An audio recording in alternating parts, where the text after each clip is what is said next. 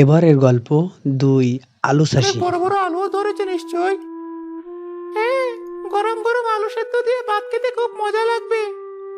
আশেপাশে তো কেউ নেই, চল এই সুযোগে কটা আলু তুলে নিয়ে যাই।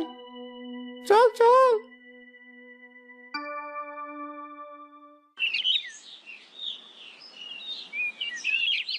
মা, মা, কি হয়েছে? এভাবে ডাকছিস যে? আর তোর হাতে পায়ে এত মাটি লেগে আছে কেন? এই দেখো মা, তোমার জন্য কি এনেছি। এতগুলো আলু কোথায় পেলি? পেয়েছি কোথাও একটা। তুমি আর এত কথা না বলে আলুগুলো ভর্তা করে ফেলো তো, দুপুরে গরম ভাতের সাথে খাবো। আচ্ছা। কালুর মা সেদিন আলু ভর্তা করার পর বাড়ির সবাই মিলে মজা করে আলু ভর্তা দিয়ে ভাত খেলো। কালু আবার পরের দিন মন্টুকে নিয়ে ভোলা চাচার খেতে গেল। কাল তো নিয়ে গেলাম আলু, আজ আবার আমাকে নিয়ে এলি কেন? আরে, আরো কটা আলু তুলে নিয়ে যাবো আজ। আজ এই কাজ না করলে হয় না? কাল তো নিলামই, বাজারে থেকে আলু কিনে নিয়ে গেলেই তো হয়। না, এদের তাজা আলু স্বাদই অন্যরকম। আজ আলুগুলো নিয়ে গিয়ে বলবো মাকে ভাজি করে দিতে। তুই ওদিকটাই যা, আর আমি এদিকে যাচ্ছি। আচ্ছা, যাচ্ছি। এই তো পেয়েছি আবার ক্ষেতের আলু চোরকে। আমার কষ্টের ফলানো আলুগুলো সব চুরি করে মাগনা মাগনা খাবে, তাই না? একদিন আলু চুরি করে শখ মেটেনি, আবার ঠিক তার পরের দিনই এসেছে আলু চুরি করার জন্য। আহ, আমার কান চারণ বলছি। মন্টু, আমাকে বাঁচা। আয় আয়, কালুকে ধরে ফেললো নাকি? আমি তাড়াতাড়ি পালাই এখান থেকে, লাগবে না আমার কোনো আলু। মন্টু আবার কে? কোনো মন্টু টন্টু তোকে বাঁচাতে আসবে না। আজ আমি তোকে পিটিয়ে আমার কালকের আলুর দাম শোধ করব।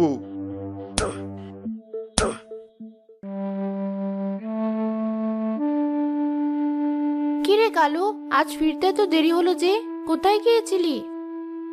কোথাও না, খিদে পেয়েছে, ভাত দাও।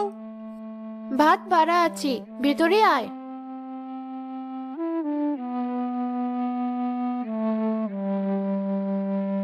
আলুর তরকারি? হ্যাঁ, কালকের দুটো আলু বেশি হয়েছিল, ওটা দিয়ে তোর জন্য আজ তরকারি রেঁধেছি। খেয়ে বল কেমন হয়েছে। প্রতিদিন এত আলু খেতে তো ভালো লাগে না আমার। কালকেও আলু, আজকেও আলু। অন্য কিছু থাকলে দাও, নয়তো আমি ভাত খাবো না। আচ্ছা দিচ্ছি তো, তুই শান্ত হয়ে বস। আহ, তোর পিঠে হাত দেওয়ার সাথে সাথে তুই এমন করে উঠলি কেন? দেখি তো কি হয়েছে। কিছু হয়নি। দেখতে দে বলছি। তোর পিঠে এমন মারের দাগ কেন? কে মেরেছে তোকে? আসলে মা, হয়েছে কি,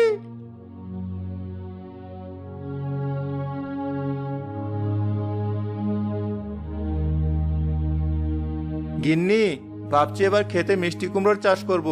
তুমি কি বলো? কি হলো, তোমাদের মুখ এমন শুকনো দেখাচ্ছে কেন? দেখো তোমার ছেলের পিঠ। কে করেছে ওর এই অবস্থা? ভোলাবাইয়ের ক্ষেতের আলু চুরি করেছিল বলে ভোলাবাই করেছে এই অবস্থা। চুরি করে তুমি কাজটি মোটেও ভালো করনি কালু। আগে জানলে আমি ওই আলু কখনোই খেতাম না। আর ভোলা ভাই এভাবে আমার ছেলেকে মারার আগে ওর নামে আমাকে একবার বিচার দিয়ে দেখতো। যত যাই হোক, ও বাচ্চা মানুষ। আমি এখনই ভোলা ভাইয়ের সাথে এই বিষয়টা নিয়ে আলাপ করতে যাচ্ছি, সাথে তার আলুর দামও নিয়ে যাচ্ছি।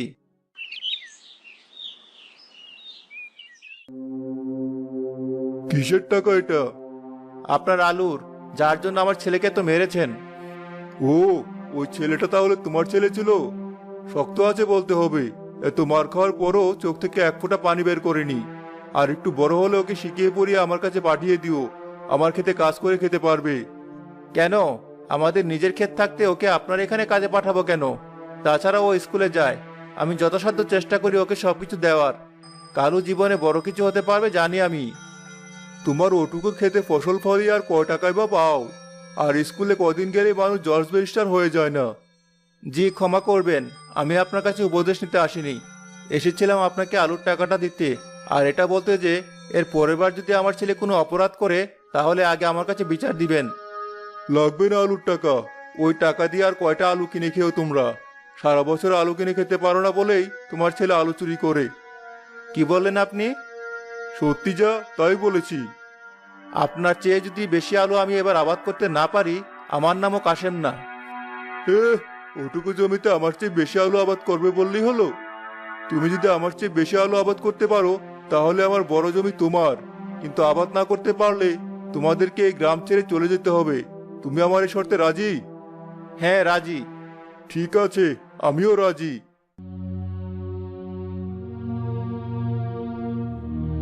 এ কি সর্বনাশ করে এসেছো? এত আলো আমরা কিভাবে ফলাবো? তুমি দেখছি আমাদেরকে গ্রাম ছাড়া করে ছাড়বে। যেভাবেই হোক আমি একটা উপায় বের করব, তুমি চিন্তা করো না। যে জাতের আলু গাছ বেশি আলু ধরে সেই আলুর গাছই লাগাবো। এত অল্প সময়ে অমন জাতের গাছ, আবার ওগুলোর বীজ, মাটি, সার সব কিভাবে তৈরি করবে? আমাদের জায়গাও তো বেশি না, এত আলু কোথায় পাবো?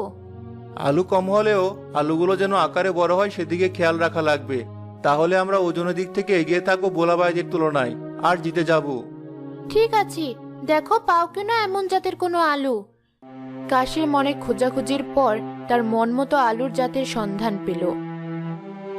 দেখে ভোলা তার আগের আলুগুলো তুলে ফেলার পর নতুন করে আবার আলু চাষাবাদের ব্যবস্থা শুরু করলো।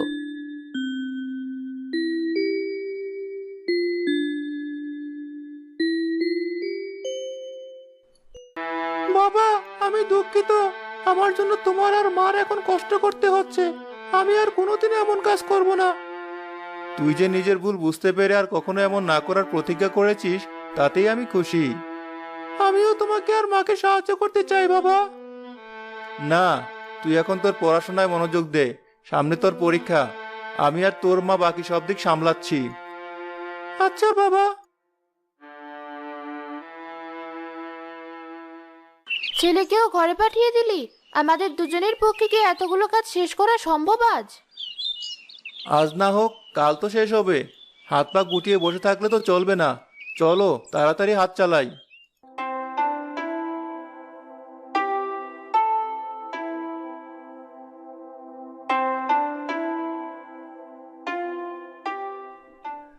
তা তোমাদের আলু ক্ষেতের কাজ কেমন চলছে?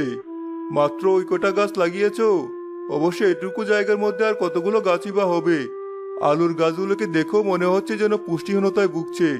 এর থেকে বেশি আলু পাওয়া যাবে বলে মনে হয় না। জি ওস্তাদ, একদম ঠিক বলেছেন। তোমরা তাহলে তোমাদের ব্যাগ গোছানো শুরু করো। আমার আলুর গাছগুলোর দিকে তাকালে তোমাদের আলুর গাছের দিকে চাইতে শরম করে। তো আপনি বারবার তাকান কেন? নিজের রাস্তা নিজে মাপুন, আর আমাদেরটা আমাদেরকে দেখতে দিন। খামোকা আমাদের সময় নষ্ট করবেন না। আপনার মতো কাজের লোক নেওয়ার সামর্থ্য নেই আমাদের। আমাকে রাগ দেখাচ্ছ তোমরা? থাক দেখাও। আর কয়টা দিনেরই তো ব্যাপার, এরপর তোমরাও আর এই গ্রামে থাকবে না। আর তোমাদের সব জমে যাবা আমার দখলে চলে আসবে। এই মতি, চল। জি ওস্তাদ। ওস্তাদ, আমরা ওদের থেকে অনেক দূরে চলে এসেছি। আপনি অনুমতি দিলে আমি একটা কথা বলতে চাই। বল। আমি শুনেছি কাশিম ভাই এবার বেশ ভালো জাতের আলুর গাছ লাগিয়েছেন। গাছ দেখতে ছোট মোটো হলেও ফলন নাকি হয় অনেক ভালো। অনেক বড় বড় আকারের আলু নাকি ধরে ওসব গাছে। বলিস কি? ঘটনা কি সত্যি? একদম সত্যি। আমি নিজে জিজ্ঞেস করেছি বীজের দোকানদারকে। তাহলে তো বেশ সমস্যা। এখন কি করা যায়? চিন্তা করবেন না, আমি এই সমস্যার একটা উপায় বের করেছি। আপনি আমার সাথে চলুন।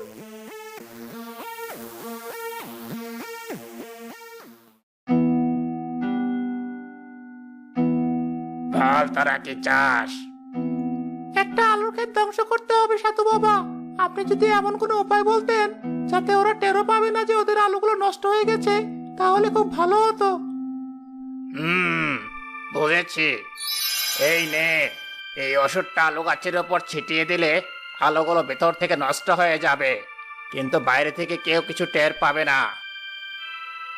জি সাধু বাবা, ধন্যবাদ। আজ তাহলে আসি। আগেই যাস না সাধু বাবা।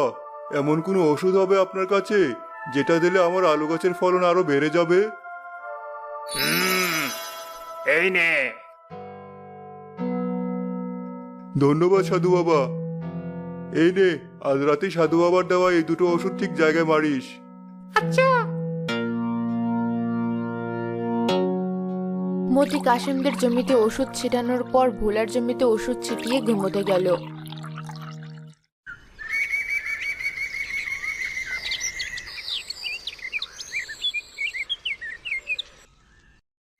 পরদিন সকালে মতিরা গেল তাদের জমিতে আলু তুলতে।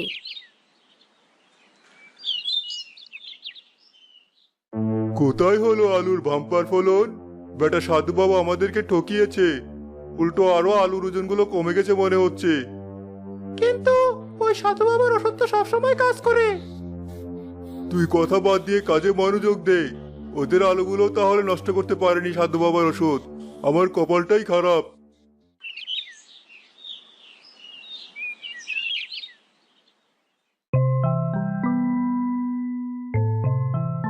গিন্নি, দেখে যাও শিগগিরই। কি হয়েছে? ওমা, এখানে তো দেখতে শুধু গাছের নিচে না, উপরেও বড় বড় আলু ধরেছি। কালও তো কোনো আলু ছিল না গাছের ডালে, একদিনেই এত কিছু। সবই উপরওয়ালার দয়া। তাড়াতাড়ি আলুগুলো তুলে ফেলো। এবার আমাদেরকে এই প্রতিযোগিতায় কেউ হারাতে পারবে না। ঠিক আছে, এই কালু, তুইও কাজে হাত দে।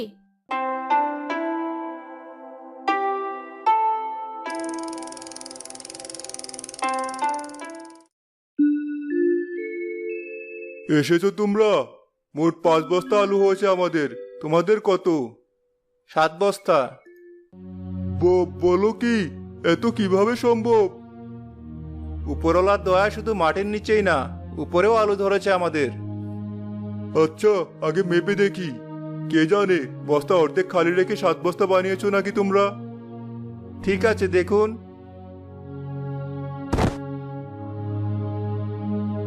না ওস্তাদ, ওদের সবগুলো বস্তার ওজন আমাদের বস্তার ওজনের থেকেও বেশি। আমার এখনো বিশ্বাস হচ্ছে না। মতি, একটা চাকু দে তো আমায়। এই নিন।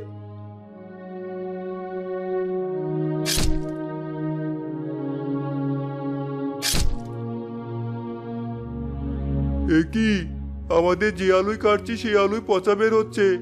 এই জন্য ওজন আরো কমে গেছে। আর ওদের গাছে নাকি উপর থেকে নিচে সব জায়গায় আলু ধরেছে। তার মানে তুই ওষুধ দিতে গিয়ে উল্টাপাল্টা করে আমারই সর্বনাশ করেছিস। কিসের ওষুধ? না না, কিছু না। তুমি জিতলে। তোমাকে আমার জমি দেবো বলে কথা দিয়েছিলাম। আজ থেকে এই জমি তোমার।